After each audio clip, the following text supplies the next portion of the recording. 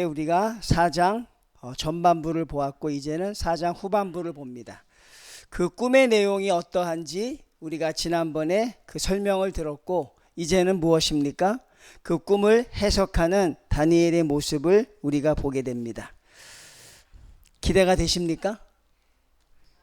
막 기대가 되세요? 꿈이 어떻게 해석될까 궁금하죠? 예, 금방 제가 풀어드리겠습니다. 자, 19절 봅니다. 다니엘은 그 꿈의 내용을 알죠? 꿈의 내용을 아니까 왕께 차마 말을 전하지 못해요. 너무나 그 꿈의 내용이 참혹하니까. 그래서 다니엘이 번민합니다. 하나님의 말씀을 전하는 사람의 고충입니다. 기도하는 사람들의 고충입니다.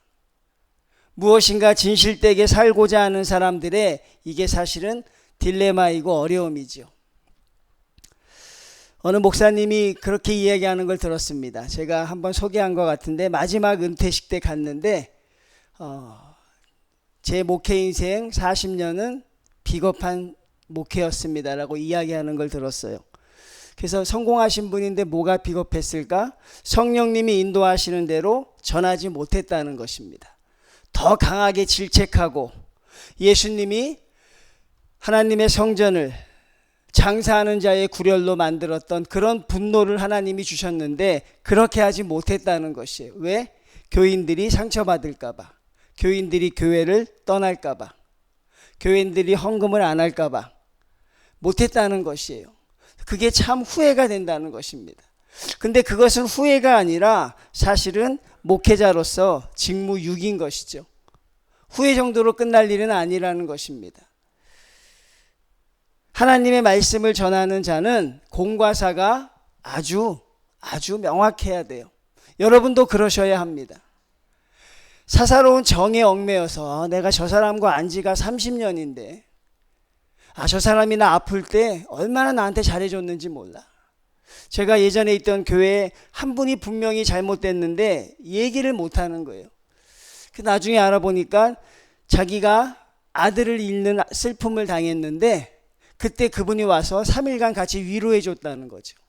나는 그것 때문에 저 권사님에겐 아무 말도 못해. 잘못된 거라고. 그게 여러분, 하나님의 말씀을 전하는 자는 하나님의 말씀 그대로를 전해야 돼요. 여러분 그렇게 하고 계시죠? 자, 여러분 그렇게 할 자신이 없으면 그런 말을 들을 준비라도 하셔야 돼. 나는 그렇게 말을 못하겠다는 것은 누가 나에게 그런 말을 했을 때 그 말을 들을 수 있는 준비는 돼야 되죠. 이게 아주 중요합니다. 여러분도 그렇게 하십시오. 말씀에 자꾸 무엇인가를 첨가하지 마세요. 지나치게 배려할 필요도 없고 또 지나치게 우리가 앞서 걱정할 필요도 없습니다. 오늘 다니엘은 그런 번민이 들 만큼 메시지가 너무 강한 거였어요. 그리고 그 말을 전해야 하는 대상은 바로 느부갓네살 왕이었기 때문에 인간적인 연약함으로 주춤할 수는 있지요. 그런데 여러분은 그러지 않으셨으면 좋겠어요. 여러분은 그렇게 하지 않으셨으면 좋겠고 저도 그렇게 되지 않기를 바랍니다. 어떤 주제든지 전파될 수 있는 강단이 가장 건강한 거예요.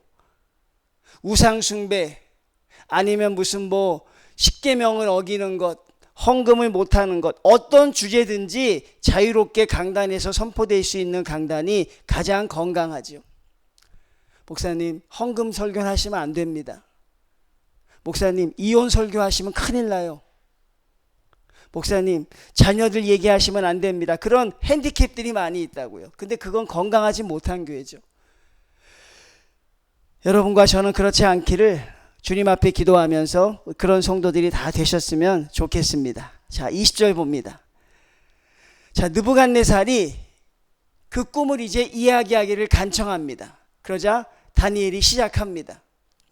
그리고 20절부터 23절까지는 우리가 앞에서 읽었던 꿈의 내용입니다. 느부갓네살이 꾸었던 꿈의 내용이에요. 큰 나무가 있고 그 나무에 많은 것들이 깃들고 그러던 차에 하늘에서 한 순찰자가 내려오고, 이 순찰자는 제가 예수 그리스도라 그랬어요. 한 순찰자가 내려와서 갑자기 나무를 베어버리고 그리고 갑자기 느부갓네살이 짐승처럼 정신병이 걸려서 들과 산을 헤맨다는 것입니다.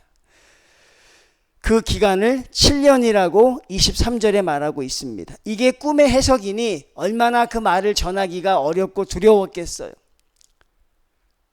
그리고 아마 느부갓네살 왕이 성질이 급하고 하나님이 함께 하시지 않았다면 아마 그 자리에서 다니엘을 죽였을 만큼 그런 것이죠. 성도님들, 다시 한번 부탁드립니다.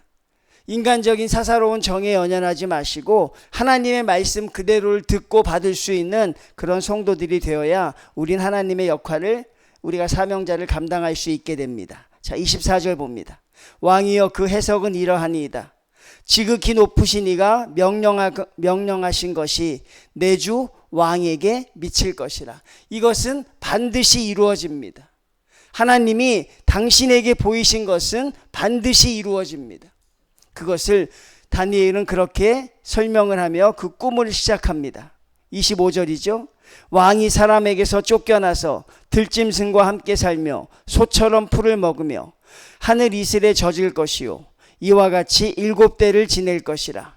그때에 지극히 높으신 이가 사람의 나라를 다스리시며 자기의 뜻대로 그것을 누구에게든지 주시는 줄을 아시리이다. 그러면 느부갓네살이 왜 이 고통을 당할까요, 성도님들? 우린 여기 성경 말씀에서 답을 찾을 수 있어요. 왜 갑자기 이 사람에게 그런 고통이 찾아왔습니까? 느부갓네살이 앓고 있는 병이 그 수강병이라는 거예요. 그게 어떤 거냐면 내가 짐승이라고 생각한대요. 그래서 오늘 성경을 보면 그게 자세하게 설명이 되어 있죠. 마치 뭐라고 되어 있습니까?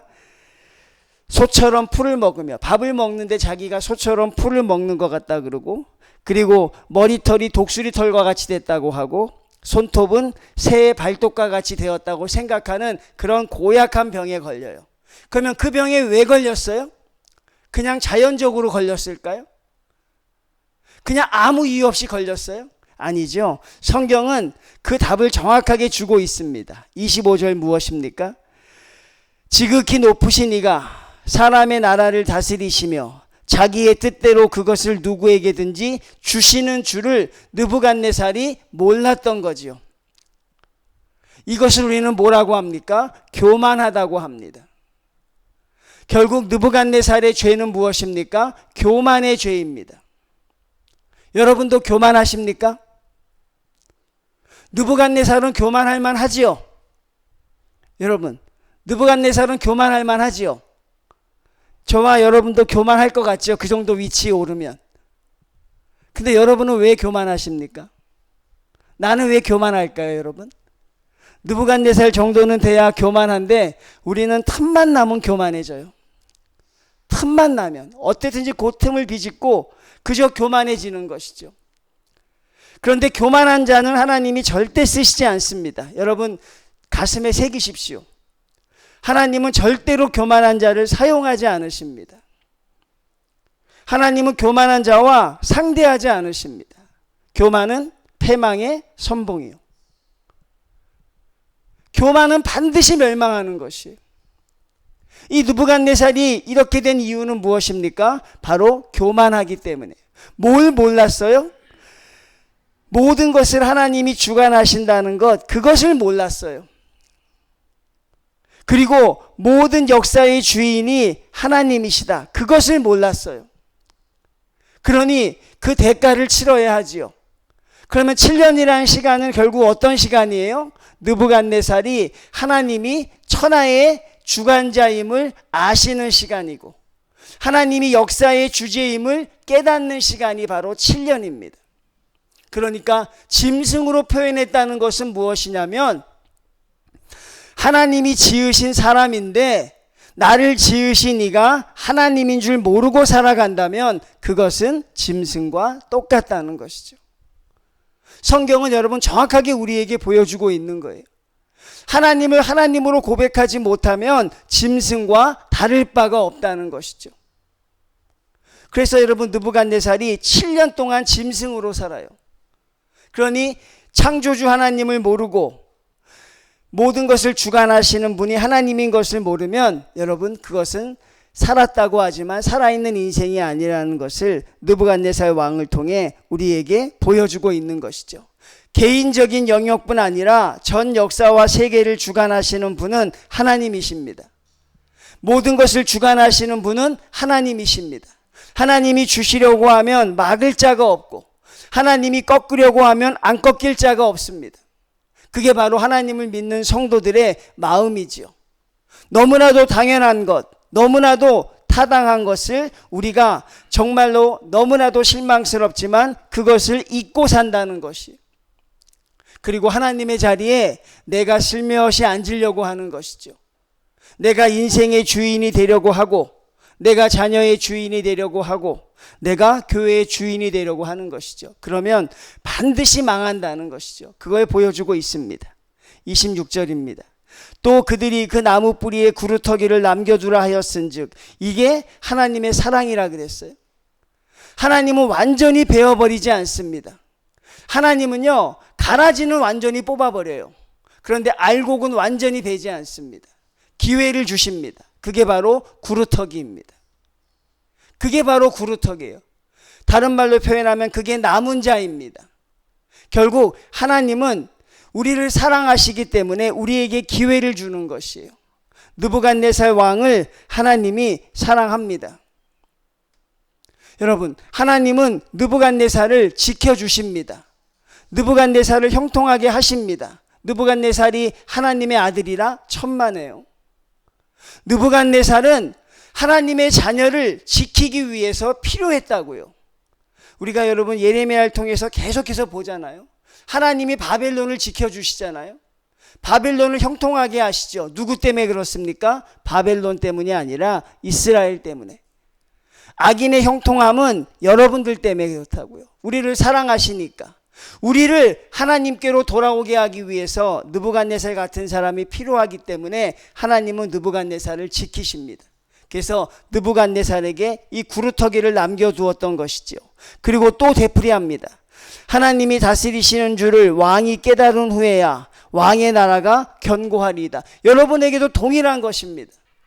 여러분의 집이 견고하려면, 여러분의 자녀들이 견고하려면, 여러분의 직장이 견고하려면, 여러분의 꿈이 견고하려면 여러분도 똑같이 적용하시면 돼요.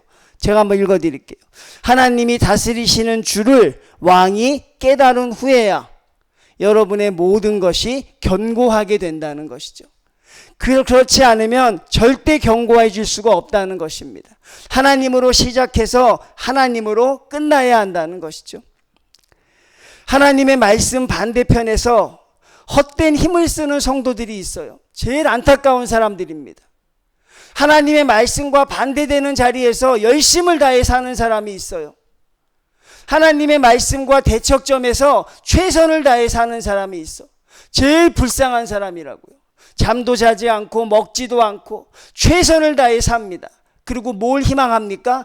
여기 살다 보면 내가 결국 승리자가 되겠지, 영광이 되겠지라고 열심히 사는 사람들을 보면 그 사람들이 세상에서 가장 불쌍한 사람들이에요. 하나님의 말씀 반대편에서 최선을 다해 살아가는 성도들이 되면 안 된다는 것이죠. 하나님의 말씀 안에 거하셔야 한다는 것이죠. 하나님의 말씀으로 살아가셔야 하는 것이죠. 고통이라고 하더라도, 눈물이라고 하더라도 그게 하나님의 말씀 반대편에서 사는 것보다 훨씬 더 행복하다는 것이에요. 차라리 지금 우시는 게 낫지 않겠어요? 차라리 오늘 아픈 게 낫지 않겠어요, 여러분? 주님 오셨을 때 그때 울고 싶으십니까? 마지막 때에 아프시고 싶으십니까? 그렇진 않은 것이죠. 결국 하나님은 우리를 사랑하시기 때문에 우리가 견고해질 수 있는 길을 주신 거예요. 그런데 성도들이 그것을 순종하지를 못해요. 하나님의 나 뜻대로 살면 여러분의 것이 견고해진다고 하는데 우리가 자꾸 의심하게 된다는 사실이죠. 27절 봅니다. 그런즉 왕이여, 내가 아뢰는 것을 받으시고 공의를 행함으로 죄를 사하고 가난한 자를 긍휼히 여김으로 죄악을 사하소서. 27절은 여러분들이 오해하시면 안 돼요. 오해하시면 안 돼. 자, 느부갓네살에게 여러분 하나님이 심판의 기간을 7년을 주셨지요.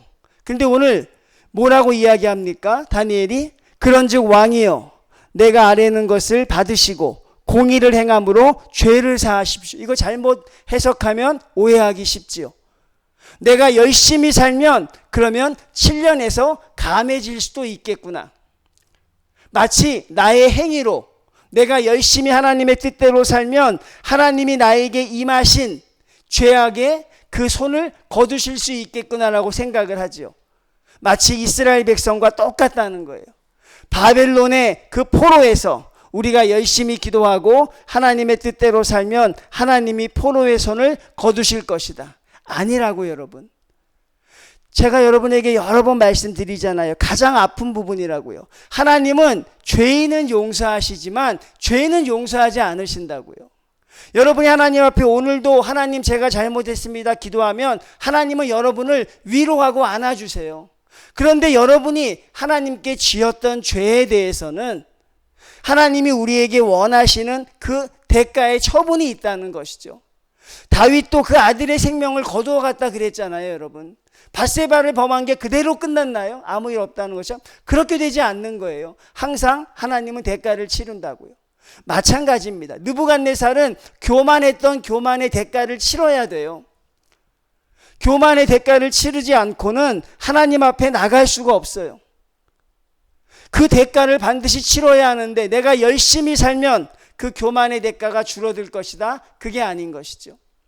그러니 이 성경 해석을 어떻게 해야 됩니까? 죄를 사한다는 것이 아니라 죄에서 떠나라고 해야 맞는 것이죠. 왕이여 그러니 속히 죄를 떠나십시오. 자, 죄에서 떠난다는 게 뭐예요?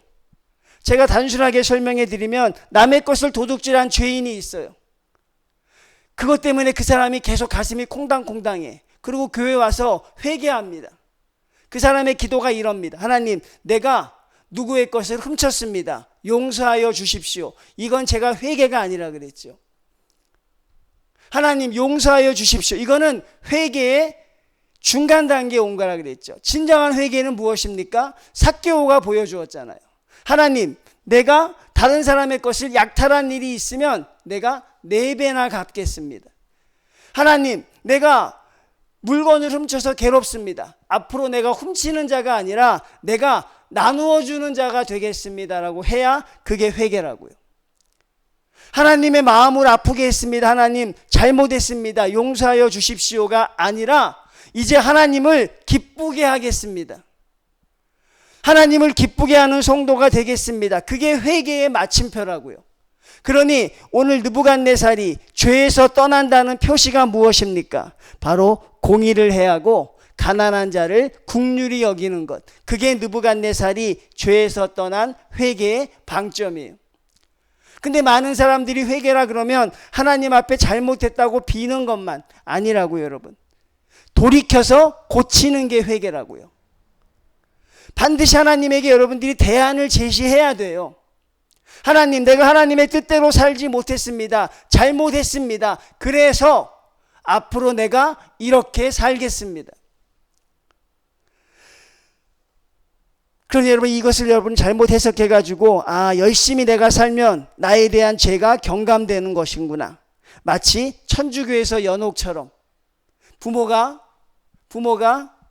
저기 연옥에 있는데 후손들이 열심히 살면 죄가 경감되는 것처럼 생각하면 그것은 이단인 것이죠.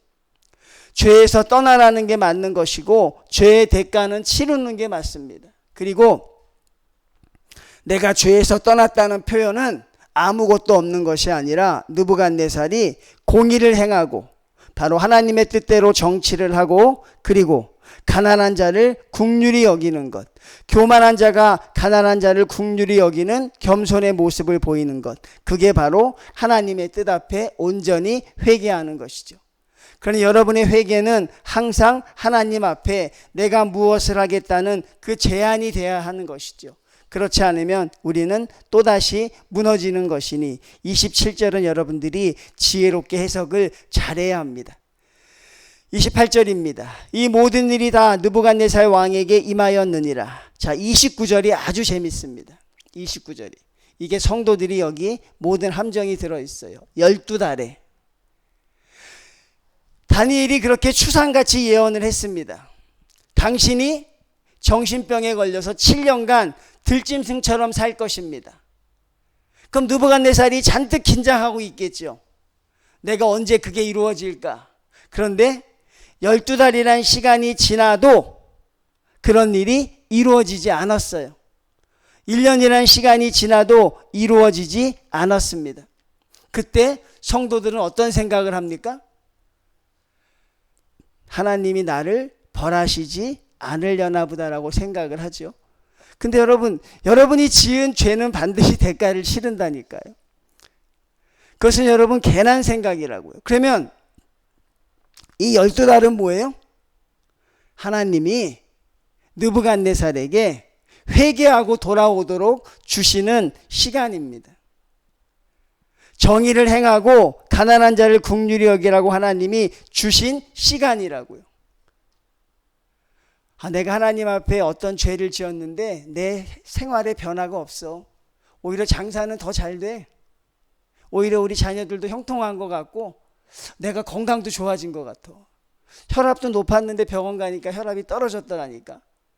이번 고비는 넘어간 것 같아. 그렇게 생각하면 안 된다고 여러분. 여러분이 주어지는 주변의 환경을 보고 여러분들이 평가하시면 안 된다고. 우리의 판단 기준은 뭡니까? 하나님의 말씀이라고요. 느부갓네살아 내가 7년간 들짐승이 될 것이라. 그건 꼭 이루어진다고요. 그것을 변개할 수 있는 방법은 없습니다. 여러분이 아무리 예배를 드리고 여러분들이 100일 금식기도 한다고 하더라도 그걸 없앨 수는 없는 것이죠. 하나님의 말씀이니까 그것이 이루어지게 하는 것이죠. 그러니 12달이라는 시간을 여러분 우리에겐 그게 함정이 되는 거예요. 그러니 성도님들 여러분 삶 속에서 이 12달이라는 함정에 빠지시면 안 돼요. 하나님의 말씀을 바라볼 수 있어야 합니다. 그러니 12달은 무엇입니까? 하나님이 느부갓네살에게 돌아오도록 주신 하나님의 시간, 바로 구루터기의 시간인 것이죠. 그럼 느부갓네살이 어땠습니까? 회개하고 살았습니까? 그럼 어떻게 하고 살았을까요, 여러분? 그 12달이라는 시간을 느부갓네살이 어떻게 보냈을까요? 성경은 그걸 은유적으로 표현합니다. 자, 뭐라고 되어 있습니까? 12달이 지난 후에 느부갓네살이 뭘 합니까? 바벨론 왕궁 지붕에서 거닐세. 항상 성경에서는 이 지붕이 문제인 것이죠. 꼭대기가. 악한 사탄도 예수님을 모시고 위로 올라가죠. 그리고 밑에를 내려다 보라 그러죠. 그리고 이 모든 걸 너에게 줄 것이니 절하라고 하지 않습니까? 마찬가지죠. 위에 올라가면 보이죠. 다윗 왕이 언제 밧세바를 범했습니까? 낮잠을 자고 일어나서 옥상에 올라가서 밑에를 봤을 때 또 그가 죄악의 자리에 들게 되죠. 그러니 여러분 느부갓네살이 지붕에서 거닐었다는 것은 무엇입니까? 여전히 교만한 상태로 있었다는 걸 설명해 주는 거예요. 여전히 교만했다는 것입니다. 왜 교만할 수 있었어요? 12달이란 시간이 있었으니까. 그럼 느부갓네살은 어느 정도 겸손했을까요? 한 일주일은 겸손했을 거예요. 일주일은. 그때는 아마 가슴 졸였을 거예요. 그런데 아무 일 없거든요. 자고 일어나도. 괜찮거든요, 여러분. 그러니까 느부갓네살이 다시 교만해지는 것이죠. 그게 바로 여러분 30절 고백에 나와요. 자, 느부갓네살의 고백을 보겠습니다. 나 왕이 말하여 이르되 이 큰 바벨론은 누가? 하나님이 내가 앞에서 뭐라고 했어요? 모든 것을 주관하시는 분이 하나님인 걸 깨달으면 너의 징계가 끝난다고 했는데 뭐라고 고백하고 있습니까? 내가 내 능력과 권세로 건설하였도다 이 나라를, 그리고 이것으로 내 위임의 영광을 나타냈도다. 여러분 변했어요, 안 변했어요? 변하고 있어요, 안 변하고 있어요? 안 변하는 거죠. 절대 변하지 않는다니까 사람이 웬만하면. 여러분 12달이란 시간 동안 하나님이 변할 수 있는 시간을 줬는데 오히려 더 교만해진 거죠. 그리고 뭐라고 고백합니까? 내가 내 나라를 보았다. 이 나라가요 676개의 도로 구성이 되어 있대요. 바벨론이 얼마나 큰 나라입니까? 676개의 행정구역으로 나뉜 나라니까 그 나라를 보면서 얼마나 바벨론의 느부갓네살이 대단했겠어요. 이 모든 것이 누구의 것이라? 다 내 것이라고 고백하고 있어요. 그러니 하나님의 말씀을 들어도 변하지 않으면 아무런 시간이 이유가 없는 것인데, 오늘 느부갓네살이 변하지 않았던 결정적인 원인을 12달이 하고 있는 거예요. 더 겸손하고 주님 앞에 더 돌이킬 수 있었는데 그 시간을 허비하고 있는 것이죠. 만약에 느부갓네살이 그 시간을 하나님 앞에 드렸다면 혹시 하나님의 큰 긍휼이 임했을지도 모르는데 그렇지 못했다는 것입니다. 나 왕이 말하여 이르되 이 큰 바벨론은 내가 능력과 권세로 건설하여 나의 도성으로 삼고 이것으로 내 위업의 영광을 나타낸 것이 아니냐 하였더니, 그게 바로 12달의 결과물입니다. 그리고 아마 사람들을 불러놓고 자랑을 했을 거예요. 자, 성경 말씀 보십시오. 한치의 오차도 없죠. 이 말이 아직도 끝나기 전에, 이 말이 아직도 왕의 입에 있을 때에 하늘에서 소리가 내려, 하나님의 음성입니다. 느부갓네살아, 내게 말하노니 나라의 왕위가 내게서 떠났느니라. 교만해지려고 하는 그 말과 함께 즉시로 하나님의 역사가 이루어졌다는 시간이죠. 여러분, 이거 얼마나 중요하고 무서운 내용입니까? 어떤 사람들은 하나님의 징계가 더디다 그래요. 여러분, 하나님의 징계가 왜 더딜까요? 우리도 죄 지어도 별일이 없잖아요. 저와 여러분이 주님의 뜻대로 살지 못해도 우리에게 큰 어려움이 닥치지 않잖아요. 그래서 여러분, 베드로전서에 이런 말씀이 있어요. 베드로전서를 보면 이렇게 기록이 되어 있습니다. 주의 약속은 어떤 이들의 더디다고 생각하는 것 같이 더딘 것이 아니라 오직 주께서는 너희를 대하여 오래 참으사 아무도 멸망하지 아니하고 다 회개하게 이르기를 원하시느니라. 느린 것이 아니라 여러분들을 참아주시는 거라고요. 하나님 왜 이렇게 느리십니까가 아니라 여러분을 사랑해서 참아주시는 거예요. 하나님의 징계가 신속하다면 우리가 어떻게 됐을까요?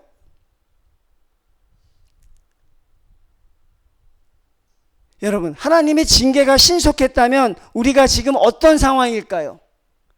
그러니 여러분, 하나님이 우리를 오래 참아주시는 거예요. 왜? 우리를 사랑하시기 때문에.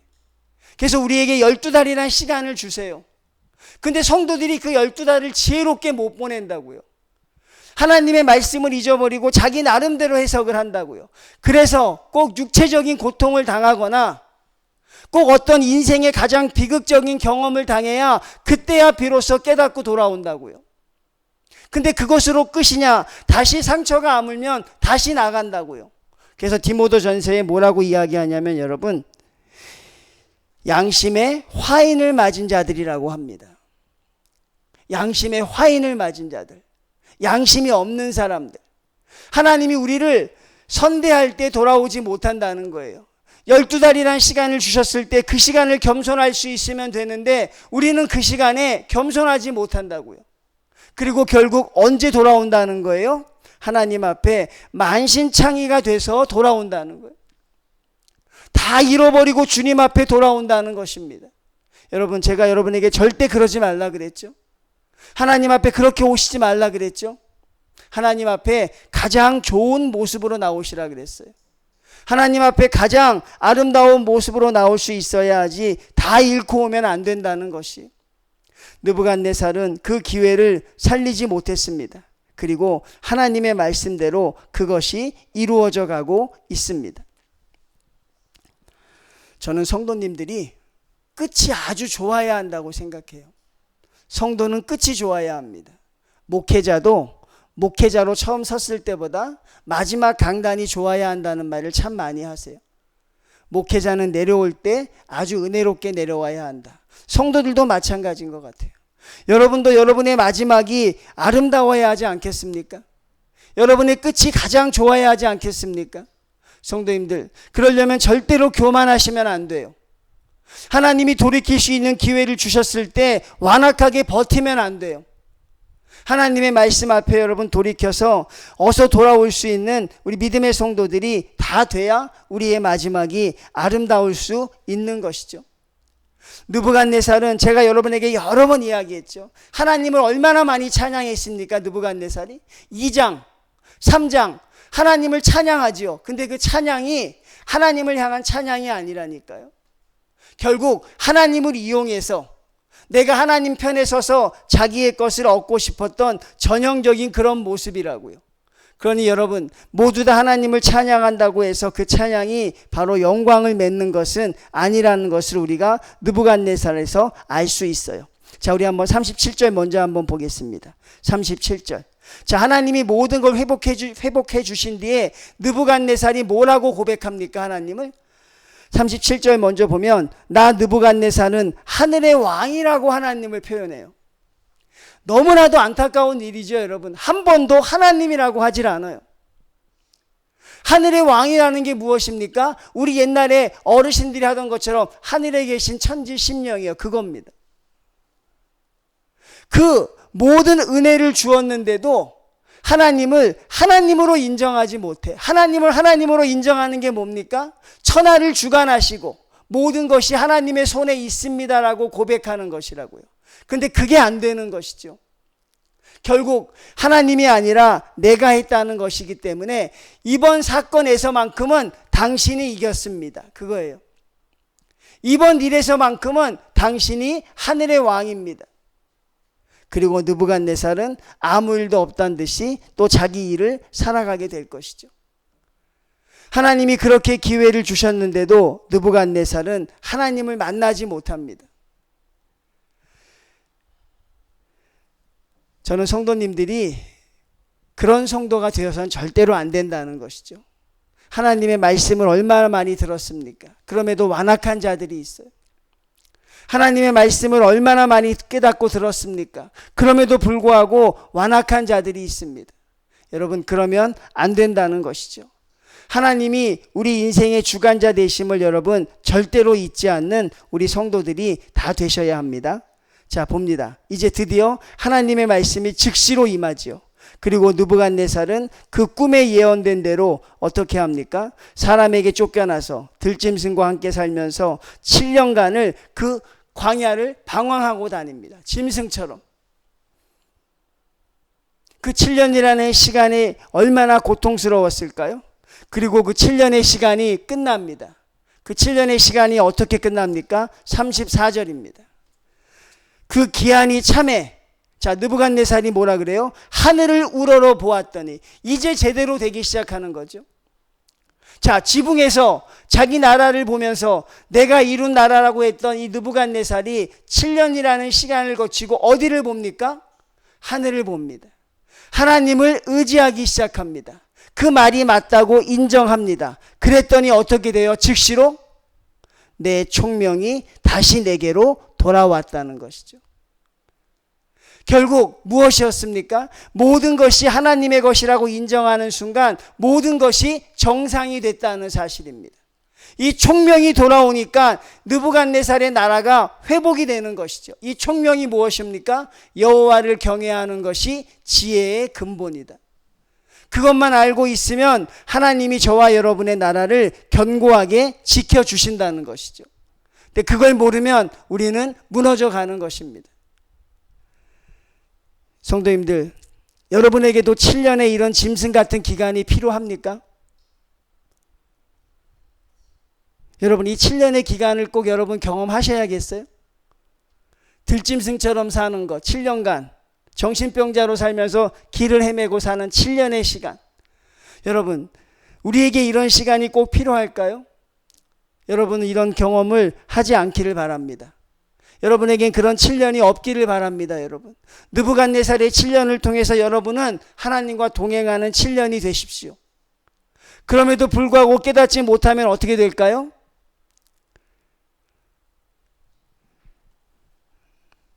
어떻게 될까요, 여러분? 여러분도 7년간 그렇게 하고 다녀야죠. 짐승처럼. 예? 그러고 오시면 되죠. 7년 뒤면 몇 살입니까, 여러분? 자, 그 시간을 경험하지 말라는 것입니다. 하나님은 여러분을 사랑하시기 때문에 반드시 7년을 거쳐서라도 이런 고백을 받아내실 거예요. 하나님이 천하의 주관자이십니다. 그런데 성도님들은 제발 이 고통스러운 7년을 경험하지 않기를 바랍니다. 지금 돌아오시면 돼요. 지금 주의 말씀을 듣고 하나님 앞에 깨달으시면 됩니다. 그러면 하나님이 우리에게 주시는 모든 은혜를 경험할 수 있는 것이죠. 느부갓네살이 뭐라고 합니까? 지극히 높으신 이에게 감사하며 영생하시는 이를 찬양하고 경배하였나니 그 권세는 영원한 권세요 그 나라는 대대에 이르리로다. 참 좋은 말이지만 귀담아 들을 말이 하나도 없어요. 느부갓네살에게 2번이나 속았잖아요. 그 위대한 고백을 하고 금신상을 만들고 그 위대한 고백을 하고 자기 마음대로 나라를 다스렸으니 이 고백도 사실은 하나의 말에 지나지 않을 것이에요. 얼마나 여러분 이 말에 힘이 없습니까? 땅의 모든 사람들을 없는 것 같이 여기시며 하늘의 군대에든지 땅의 사람에게든지 그는 자기 뜻대로 행하시나니. 이거 여러분 기억하십시오. 하나님은 누구 뜻대로 행하십니까? 자기 뜻대로 행하십니다. 하나님은 철저하게 당신의 뜻대로 행하십니다. 그의 손을 금하든지 혹시 이르기를 내가 무엇을 하느냐고 할 자가 아무도 없도다. 하나님이 하시려고 하면 막을 자가 없도다. 하나님이 하시려고 하면 누구도 하나님의 능력을 제어할 수 없을 것이라 그렇게 말하고 있습니다. 이게 바로 오늘 하나님이 느부갓네살에게 가르쳐주고 싶었던 것이에요. 그리고 느부갓네살은 그것을 몰랐습니다. 그래서 여러분 그에게는 7년이라는 시간이 필요했지요. 하늘의 왕과 교만하게 행하는 자를 낮추심이라. 바로 느부갓네살의 입에서 그런 고백이 터져 나오고 있어요. 하나님은 어떻게 해서든지 저와 여러분을 하나님의 자리로 인도하실 것입니다. 믿습니까? 하나님은 여러분을 사랑하시기 때문에 여러분을 포기하지 않습니다. 여러분을 반드시 하나님의 자리로 인도해 주실 것입니다. 하나님이 하시려고 하면 막을 자가 없다는 사실입니다. 그렇지만 느부갓네살의 이 회개는 참된 회개가 아님을 알 수 있어요. 성도님들, 삶이 변해야 하는 것입니다. 생각이 변해야 하는 것이에요. 이번 위기를 잘 면했다, 아이고 다행이다, 그게 아니라 그걸 통해서 여러분의 삶이 바뀌어야 돼요. 생각이 바뀌어야 된다고. 여러분, 하나님 없으면 안 된다는 정확한 믿음을 가지고 살아가야 합니다. 세상 사람들 어떻게 살든지 모르지만 나는 하나님 없으면 안 됩니다. 내 인생의 주관자는 하나님이십니다. 언제든지 고백할 수 있는 성도들이 되셔야 하는 것이죠. 그래서 칼빈은 이 느부갓네살의 회개를 어떻게 해석하냐면요, 자신에게 임한 징계를 하나님의 뜻으로 여기면서도 하나님의 은혜와 긍휼에는 이르지 못했다. 하나님의 은혜와 긍휼을 체험하지 못했다는 것입니다. 이 극한의 상황에서도 하나님을 만나지 못했다는 것이. 이 회개는 참된 생명에 이르게 하는 회개가 아니라 일회성, 단발성에 그친 회개이다. 제가 말씀했죠. 회개는 하나님을 향해서 내가 어떻게 하겠다는 결단이 나와야 한다고요. 여러분의 기도에는 그게 있어야 하는 것입니다. 하나님, 내가 이렇게 살지 못했습니다. 앞으로 이렇게 살겠습니다. 삭개오처럼 그런 고백을 할 수 있어야지 잘못했습니다라고 끝나는 게 아니라고요. 결국 느부갓네살의 회개를 보면 하나님을 향한 결단의 내용이 없죠. 내가 어떻게 살겠습니다가 없습니다. 하나님은 위대하십니다. 내가 잘못했습니다. 하나님이 참 대단하십니다. 그러고 끝나요. 하나님 앞에 어떤 자기의 결단이 없어요. 여러분의 회개도 마찬가지입니다. 하나님 앞에 내가 무엇인가 하겠다는 결단이 없으면 안 되는 것이죠. 즉 연초에 계획을 세우는데 그런 계획을 세우는 사람들이 있어요. 하나님 앞에 잘하겠습니다. 올해 교회에 은혜롭게 하겠습니다. 안 돼요, 여러분. 그러면 우리 전도사님이 청년들한테 물어봤대요. 제가 하면 설교한 게 있잖아요. 나의 하나님, 하나님을 어떻게 생각하십니까? 저는 그 질문을 알아요. 저도 많이 질문해 봤거든요. 꼭 그렇게 이야기합니다. 함께 하시는 하나님, 나를 지키시는 하나님. 완전히 모범 답안이라고요. 아직 그 사람들 하나님 못 만난 거예요, 여러분. 하나님 만난 사람은 그렇게 표현되지가 않죠. 그렇게 객관적으로 표현이 안 돼요. 하나님의 이름을 들면 울든가, 하나님의 이름을 들으면 정말 통에 자복하고 가슴 먹먹함이 있든가, 아니면 말을 잊지 못하던가 그래야지. 마치 기다렸다는 듯이 나를 지키시는 분이에요. 나와 함께 하시는 분입니다. 그렇게 말하면 아직 하나님을 만나지 못했다. 예? 하나님을 표현할 수 있어야 돼요. 하나님은 내 인생에 정말 어떤 분입니다라는 것을 여러분 정말 우리가 설명할 수 있어야 되는데 마찬가지죠. 여러분의 저와 그 기도가 아직 하나님 앞에 이르지 못했다는 것이죠. 그냥 말로 때우려고 하는 것입니다. 잘하겠습니다. 열심히 하겠습니다. 잘못했습니다가 아니라 하나님 내가 무엇을 하겠습니다.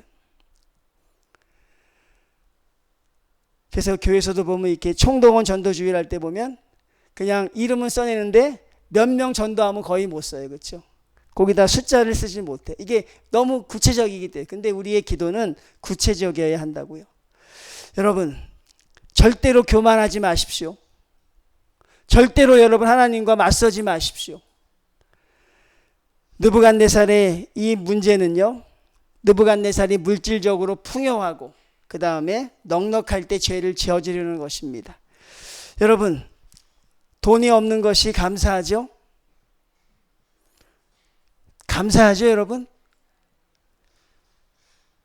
돈이 없거나 시간이 없어야 돼요. 둘 중에 하나는 없어야 돼요. 근데 우리는 돈이 없는 게 참 감사하다고 여러분. 여러분 돈 없는 거 감사하지 않으세요? 돈이 없기 때문에 우리가 주님 앞에 기도하는 것이죠. 자, 그러니까 여러분 돈이 없음을 감사하시고 돈이 없거나 시간이 없거나 둘 중에 하나는 없어야 합니다. 은혜로 저절로 되어진다고 제발 생각하지 마십시오. 내가 저절로 하나님의 사람이 될 것이라고 제발 기대하지 마십시오. 여러분을 부인하는 훈련을 하지 않으면 안 되는 것을 믿으시기를 바랍니다. 말씀을 마칩니다. 인생 최고의 성공은 하나님 앞에 순종하고 겸손한 성도로 주님 앞에 서는 것입니다. 그런 은혜가 넘쳐나길 주님의 이름으로 축원을 드립니다. 하나님 감사합니다. 느부갓네살의 교만을 봅니다. 하나님 교만한 자와 함께 하시지 않는 주님, 하나님 우리가 교만하지 않도록 하나님 우리와 함께하여 주시옵소서. 하나님 우리를 형통하게 하실 때 겸손하게 하시고 우리에게 복을 주실 때 주님께 영광을 돌릴 수 있도록 인도하여 주시오며 우리를 낮추실 때 주님을 원망하는 것이 아니라 하나님을 발견할 수 있는 귀한 성도들이 될 수 있도록 허락하여 주시옵소서. 하나님 우리 사랑하는 성도들 하나님 처음보다 끝이 좋은 성도들이 되게 하시옵고 지금보다 하나님 아버지 매일같이 이들의 신앙이 하나님 나날이 성장해 갈 수 있도록 주여 도와주시옵소서. 아직도 이런 주의 말씀 앞에서 여전히 돌이키지 못하고 자기의 벽을 쌓고 있는 성도들이 있다면 주여 그 벽을 무너뜨려 주시고 하나님 주님 앞에 돌아와서 하나님의 성도로 살아가는 기쁨을 더하여 주시옵소서. 예수님의 이름으로 기도드리옵나이다. 아멘. 하늘에 계신 우리 아버지요 이름이 거룩히 여김을 받으시오며 나라의 힘없으며 뜻이 하늘에서 이룬 것 같이 땅에서도 이루어지 오늘날 우리에게 일용할 양식을 주옵시고 우리가 우리에게 죄 지은 자를 사하여 준 것 같이 우리 죄를 사하여 주옵시고 우리를 시험에 들게 하지 마옵시고 다만 악에서 구하옵소서. 대개 나라와 권세와 영광이 아버지께 영원히 있사옵나이다. 아멘. 말씀 생각하시면서